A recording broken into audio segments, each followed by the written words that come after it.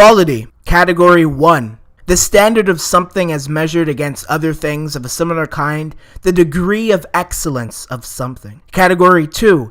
A distinctive attribute or characteristic possessed by someone or something. I have noticed over the past several months now this chain of continuity of mild to vigorous hate towards gaming studios, companies, content creators, and even consumers who simply want one thing, and that is, quote unquote, good games. However, this statement of good really depends on a person's subjective view of what would be defined to them as a good game. For me, I am and will forever be a fan of Naughty Dog. I will be the first to admit it, but I do have a personal bias towards them, and whatever they produce my way, I will indeed enjoy. Now, that's not to say that I won't ever criticize their work, as I have in the past and will always continue to do so if needed, or I feel like a choice has hindered my experience in some way.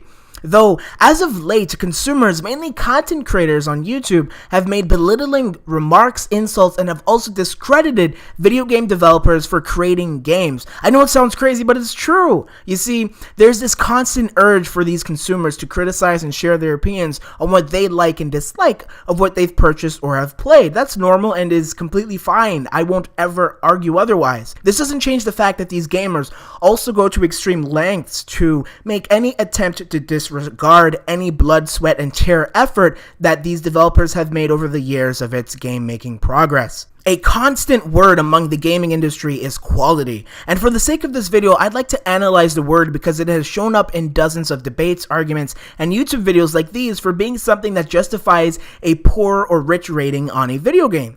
You see, the word quality is simply something that, of a standard, completes or fulfills a set of excellence of something else. For instance, a hair product that's used to make someone's hair smell good. If, let's say, it doesn't make someone's hair smell good, then this quality has been breached, thus meaning the product does not fulfill the set of excellence which was set out by this standard or promise. The product does not do what it is set out to do. Now, this is just one example of many, but going back to video games, we can all agree that video games are an electronic simulation of images that can be played for one's own enjoyment or entertainment. Since we've just established that quality is essentially something that, if the purpose of it is fulfilled, would then be constituted as something that has been achieved through quality. Where I'm getting at with this is that video games have, since I've been alive at least, created to be played and enjoyed. Earlier days of video games were not this way. Video games have never been made to make millions of dollars. Societal norms have shifted, which has thus resulted in this drastic change in view on what video games are and how they can pull in millions of dollars annually. Look at the successes of Fortnite, Call of Duty games, or consoles like the PlayStation and Xbox, both of which are designed central processing unit machines that allow people to play any game they want so long as the game is created for that particular console in which it can be played on. Altogether, there is a problem within the video game industry that demands respect and not ignorance. Console and game wars continue to dominate more so than indie games themselves, but a push for ideological changes in the way we gamers talk must be called upon.